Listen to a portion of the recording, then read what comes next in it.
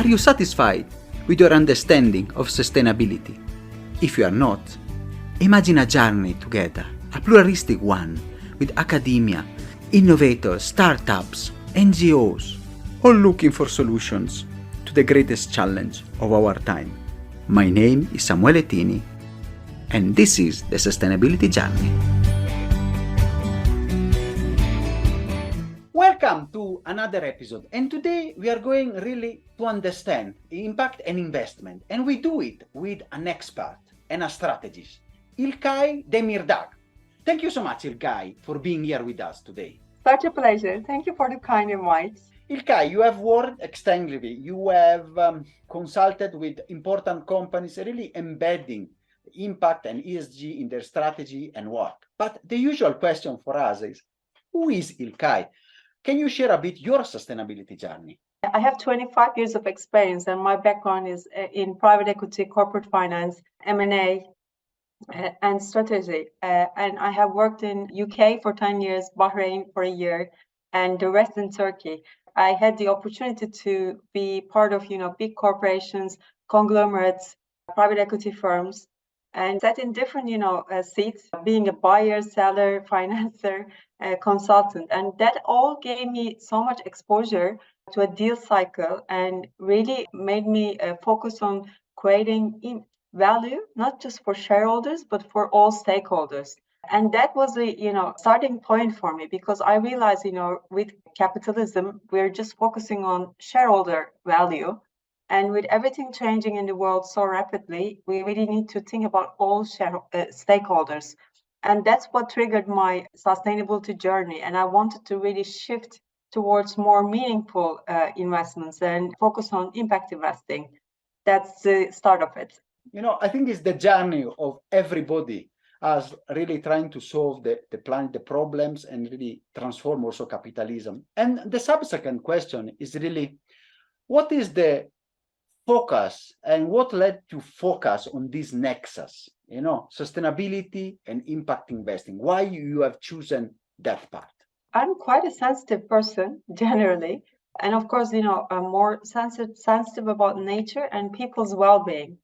And I really wanted to change the mindsets of people in their decision-making processes for how they do business, how they consume, and how they invest. That was really my starting point. Because we see impact of climate change and social inequalities more and more every day.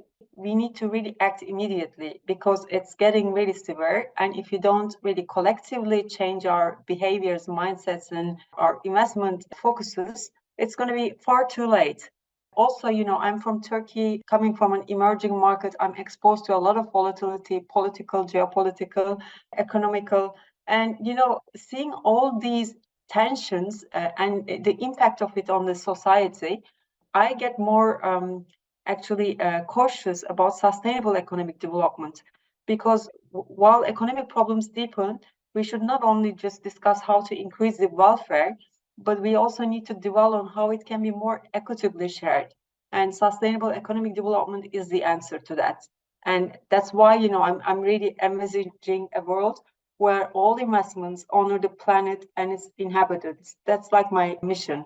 Indeed, a great mission. And it's so important, especially in this decade, which is the decade that we have still to really rebalance a bit our planet. And now we are going a bit deeper, of course, in your experience with corporate world and your work extensively as board member, investor. What are the strategies? Because we know sometimes we have the more academic and in the air discussion, but now we want to understand from your experience, practical experience, what are the most effective strategies for transforming company to improve their, what we call ESG, the environmental, social, and governance factors? And I think it's a very challenging task as well. It depends really on the industry, size of the company, its current ESG performance, the ecosystem it's in it, like which country, what are the regulations, and so forth.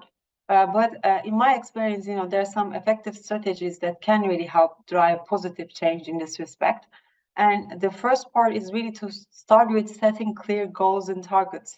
And I think, aligning this with the company's overall mission and values is critical, because if you cannot do that, usually what you see in the organization is, the top management talks about a strategy which doesn't really connect with the rest of the company. And usually, there is a miscommunication about, where they're heading to and how they're going to be doing that. And usually operational people do their daily job, but they don't really understand the impact of that on environmental, social, and governance aspects. So really setting clear goals and targets and communicating this among the company is very important. And of course, to realize that, you need board and executive leadership commitment, because without that, really you cannot drive the change. And in most of the ESG ratings and indices, they ask whether, executive leadership's KPIs are linked to the ESG and sustainability strategies. That's something very important. You really need to put KPIs in the executive management's performance targets and make sure, they're very committed to that.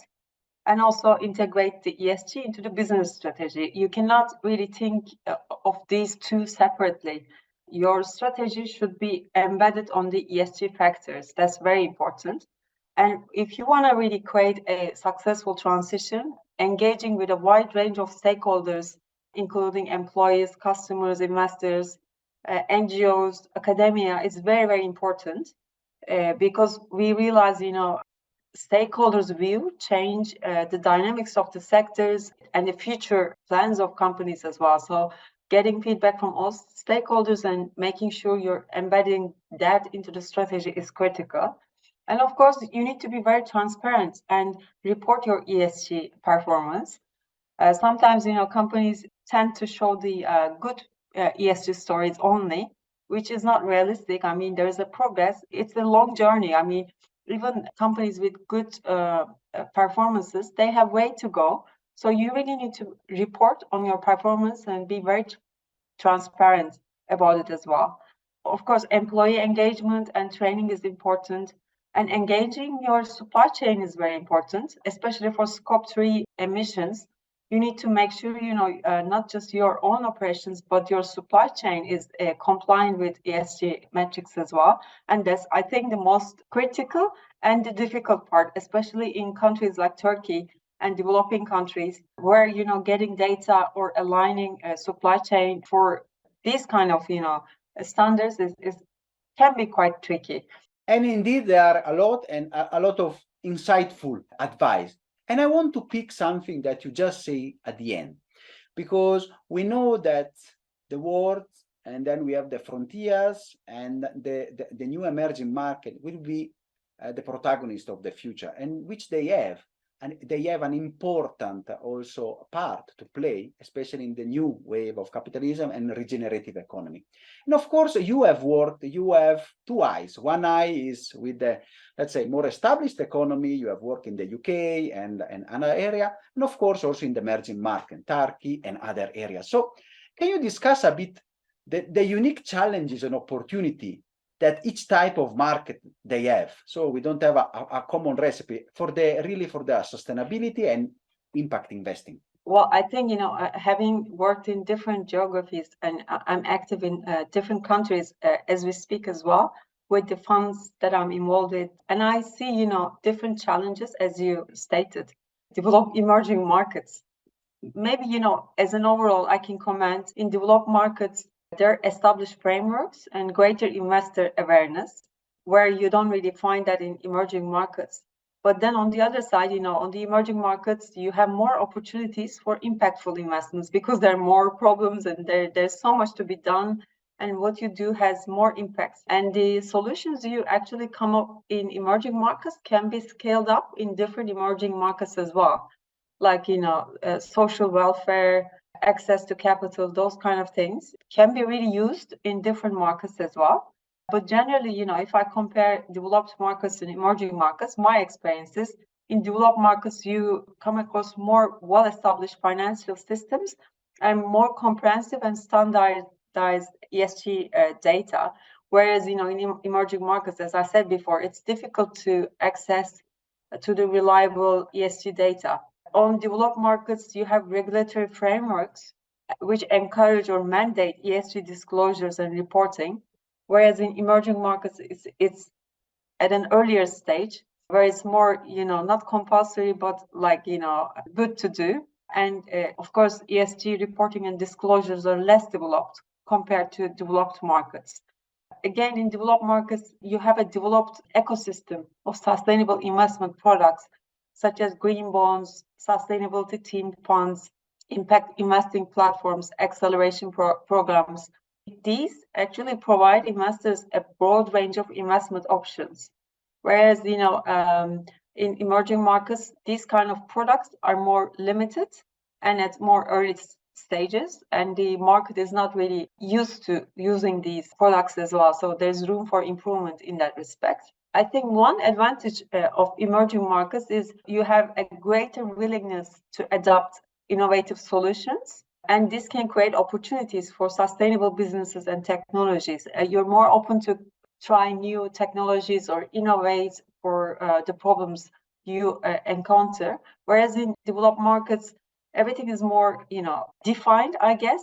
The regulatory systems is there, so change is more difficult and takes more time, and you need more investments, I guess. But in emerging markets with less equity, you can create more impact for sure. Thank you so much for this one. And then you see the difference from these two markets. One problem and challenge we can all envisage, and I know also from your experience and my experience here, everybody that company as also consumer they face, it is the new trend of putting and claiming everything is green. So the notorious greenwashing. So how do you ensure really, especially in your work and your investment strategies, how do you ensure that companies are not engaging in those type of practices and they are instead genuinely committed to create a positive impact on the people and planet? It's the genuine commitment, and it takes time to really identify whether a company is really greenwashing or not, or really sincere about what they are talking about. I think you need to do a lot of due diligence, engage with company directly and their its stakeholders, get inputs from external experts, consultants, to really understand whether the data provided is accurate. For that, I think as a general comment, I think having robust ESG disclosure systems in place in the countries is very important. You need to have frameworks, but even when you have the frameworks, people might really, cheat and put just the right words in the ESG disclosure. So their independent verification becomes quite important. I mean, for the last company I was working for in Turkey, which was a listed company, I actually had independent verification for all the non-financial data. And that really helps in terms of your ratings in ESG indices and rating systems as well. So I would definitely recommend having an independent verification. It's not very common, but it's very, very important. And also I would check whether, the company has a materiality assessment, which really involves all stakeholders and focus on critical sustainability targets and issues of the company. Without that, I wouldn't really put or give too much credits. I would check whether the company has materiality assessment and integrates to the ESG strategy as well as the corporate strategy. That's, what I see quite critical. Also, with the communication language the company uses, I would check whether they're more focused on short term or long term, because, executives mostly, they're very short term oriented because they are actually their performance is based on short-term performance. So companies, performance KPIs should be long-term, integrating sustainability KPIs into it, and also the way the company acts needs to be in line with that. I mean, are they really thinking about the long-term effects and impacts of their businesses in the environment and the society? Are they really taking the right measures about it or not? Or are they just talking about it? Definitely. And this is really true also to see the language tell us a lot about what is happening also on the background. And for sure now you have hinted, also to some of the work that you have done. But I want to ask, and usually this is a question that our audience likes a lot, You can share some success stories of organization of work that you have done, you have invested into it, which they have made some measurable impact on people and the planet. Yes, I mean, maybe I can start with a global example and then give one local example from a portfolio company that we have invested in. The first one, which really inspires me, is Patagonia. Of course, they had a lot of actions in their operations for reducing environmental footprint, promoting fair labor practices. But the most, I think, stunning part about them is, how they donated significant portion of their profits to environmental organizations. And as far as I know, it was one of its first example. And I think, in addition to how you operate, managing your profits and directing them to useful purposes is amazing. I found Patagonia's story quite, inspiring. And the other example I would give is from Turkey, from an impact fund that I'm involved with. We are we have invested in a company called Work Company, which basically provides off-balance sheet financing mechanisms to online traders. Usually these people do not have, access to banking because they don't have too much capital. They cannot really expand their businesses. And with this company, we basically have our own risk management analysis, and we provide them financing. Of course, the goods and inventory belong to us. They have the ability to extend their purchasing power, and immediately, after getting investments from us, it's not investments but financing that we corrected. In just 1 year, their revenues grow by 2-3 times. And for that, I found that very important, because having access to capital and, creating social welfare to people that do not have access to financing is quite critical, because you don't only impact them, but these are, families with, 4 or 5 households. So you immediately increase the social welfare of a family.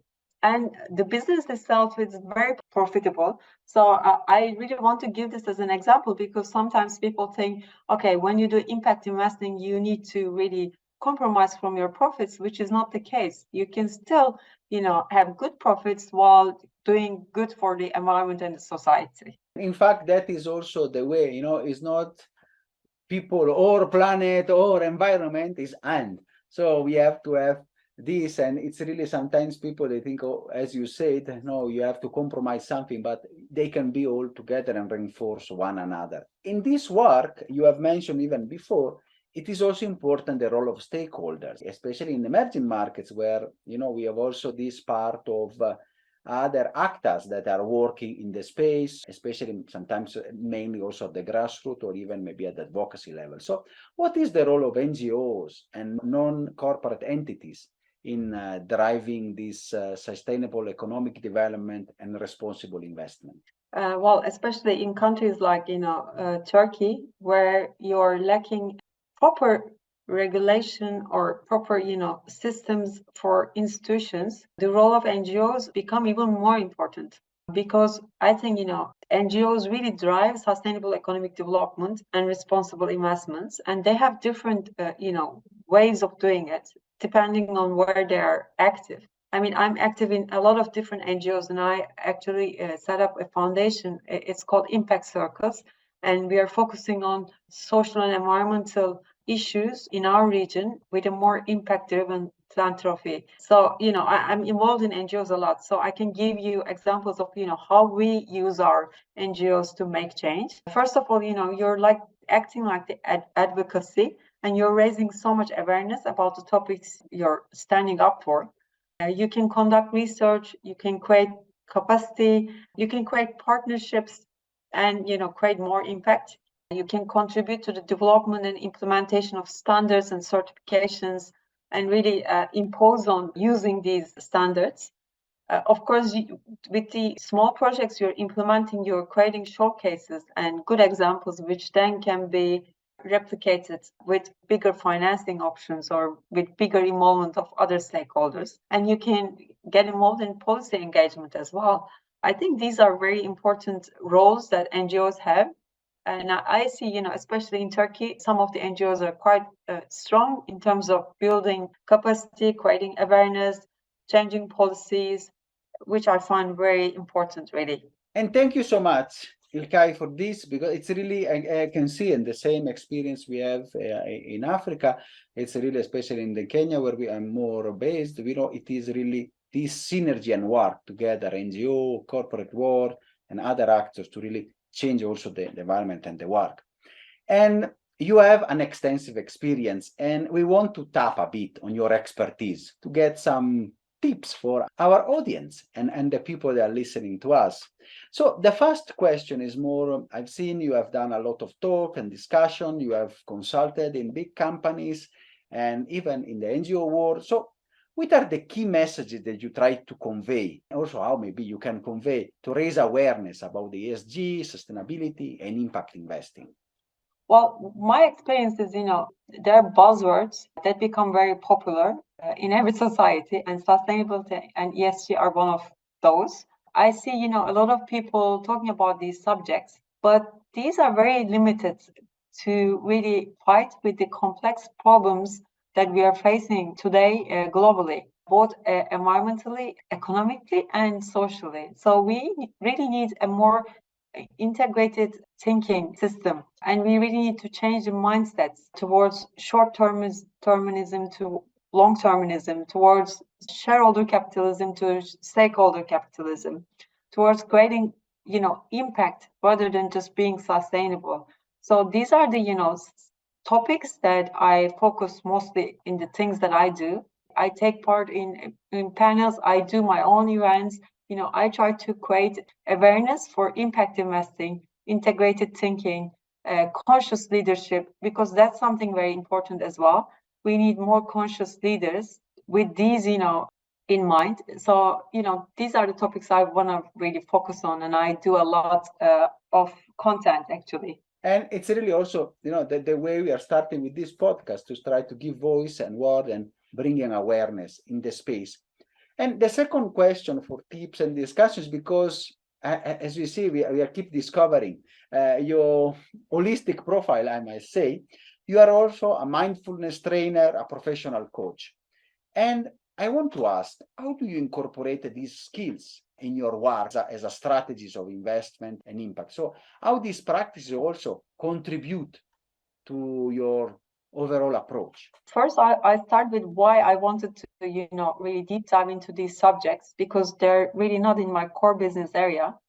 But as anybody else, I think, throughout your career or professional life, you come across, so many different challenges, and you struggle, finding a solution, and you realize, how important to have a good, welfare first with yourself, then to contribute to the ecosystem.